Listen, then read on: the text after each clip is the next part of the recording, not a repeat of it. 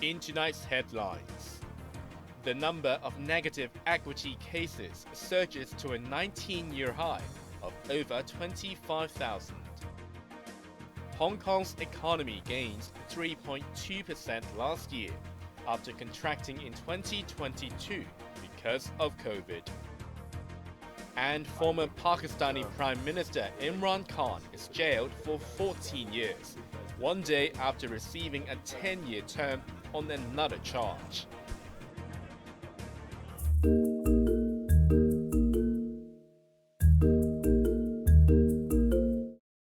The number of residential mortgage loans in negative equity has surged to a 19-year high by the end of December. There was a sharp rise in the last 3 months of 2023, with cases where the value of a property is worth less than the mortgage, more than doubling from 11,123 at the end of September to just over 25,000 at the end of the year. The total value amounted to $131 billion.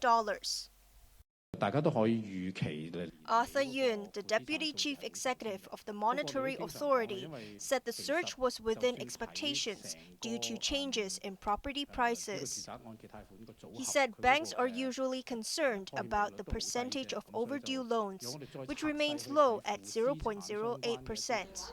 The sluggish property market also affected the number of real estate agents. Under the quiet property market condition, only 6,000 odd candidates attended the qualifying examination in last year in 2023, representing a decrease of 26% compared to that of the year before 2022. Xu added that the number of real estate agent licensees dropped 4% year-on-year to around 40,000 in 2023. Lazy Mark, Cable News.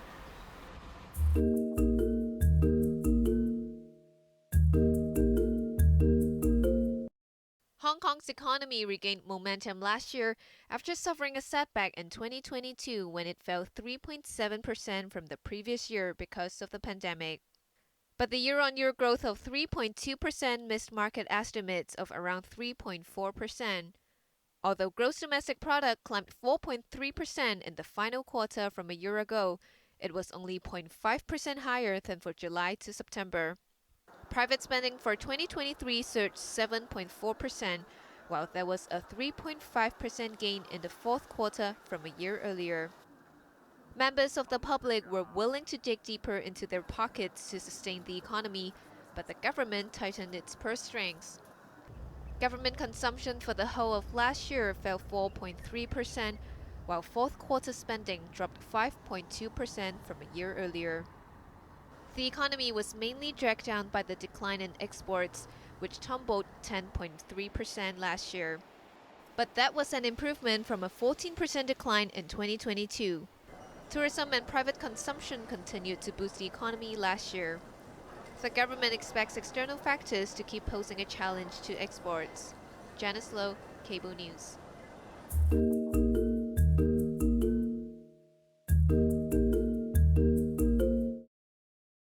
The 110-page public consultation paper on the Article 23 National Security Law includes a proposal on misprision of treason. Under the common law, someone is considered at fault if he or she knows that another person has committed treason but failed to inform the authorities within a reasonable period of time. But by codifying the offense, it will also cover those who are committing or about to commit treason. Anyone who does not report to police as soon as possible would have breached the law. Checking to the airwaves this morning, former pro-Beijing heavyweight Tam Yu-chung noted that the authorities mentioned a similar practice in countries such as Australia and Canada.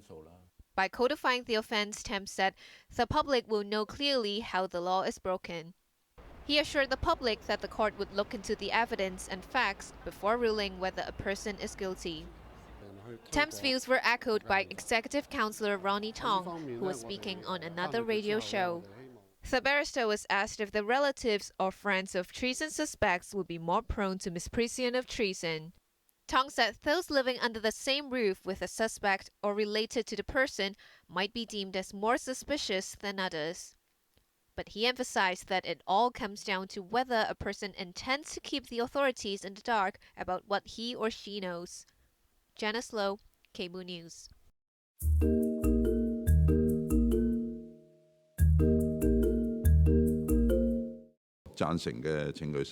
With a show of hands this afternoon, lawmakers passed a bill to relax stamp duties on property. In his policy address last October, Chief Executive John Lee proposed slashing the buyer's stamp duty for non-permanent residents as well as the levy for additional properties by half to 7.5%. The aim was to give the sluggish property sector a shot in the arm. Housing Minister Winnie Ho said by cutting stamp duties, the government has struck a balance between boosting the market and helping young people buy a home. While endorsing the proposals, lawmakers also called for the scrapping of all so-called spicy measures, which were introduced 13 years ago to curb speculation when the property market was red hot. Lawmaker Lo Wai Kwok said demand for flats is shrinking in a weak market. But fellow legislator Dennis Leung questioned whether lower stamp duties would encourage people to buy flats, given the current uncertain economic and geopolitical conditions. Earlier today, successful applicants flocked to the Housing Authority Center in Lok Fu to choose their home ownership scheme apartments. There were about 170,000 applications for over 9,000 flats, which were offered at 30% below the market price. The units were in 6 estates, but the upper-level homes in Kai Yut Courts and Kai Tak were the most popular and were snapped up in half an hour. Each unit cost nearly $5 million. This woman was happy to get the flat she wanted for her son and his future family. This man was pleased that the government extended the maximum mortgage repayment period from 25 to 30 years. He opted to pay over 3 decades. Maisie Mock, Cable News.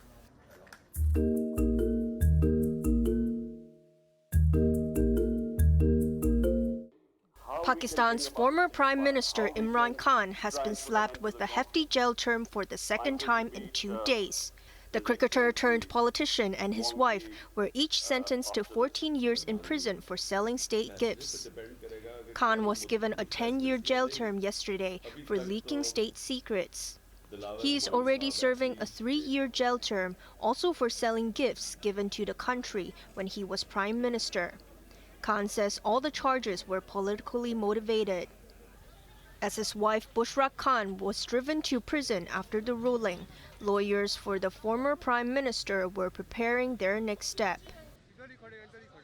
We will file appeal before Honorable Islamabad High Court. In the history of law, this judgment cannot be sustained, and even otherwise, this judgment was based on purely without consulting, without giving even opportunity and evidence. Khan's latest sentences were handed down just days before general elections in Pakistan. Tension is rising ahead of the polls. A bomb exploded during a rally held by Khan's party yesterday, killing 4 people and injuring 7.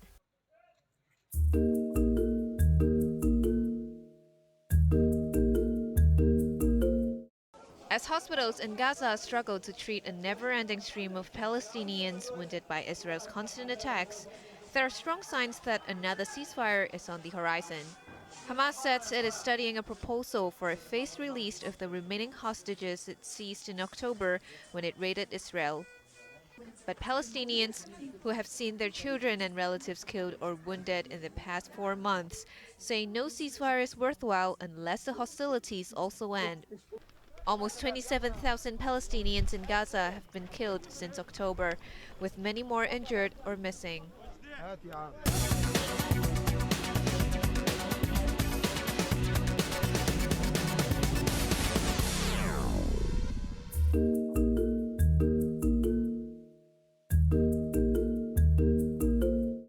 Manufacturing and services in China picked up this month, but the gains were small, indicating that more stimulus is needed. The Purchasing Managers Index for factories edged up to 49.2, but remained in contraction. A sub-index, though, suggested a revival in foreign demand for Chinese goods. China's services sector stayed in expansionary mode, with January's Purchasing Managers Index rising slightly to 50.7.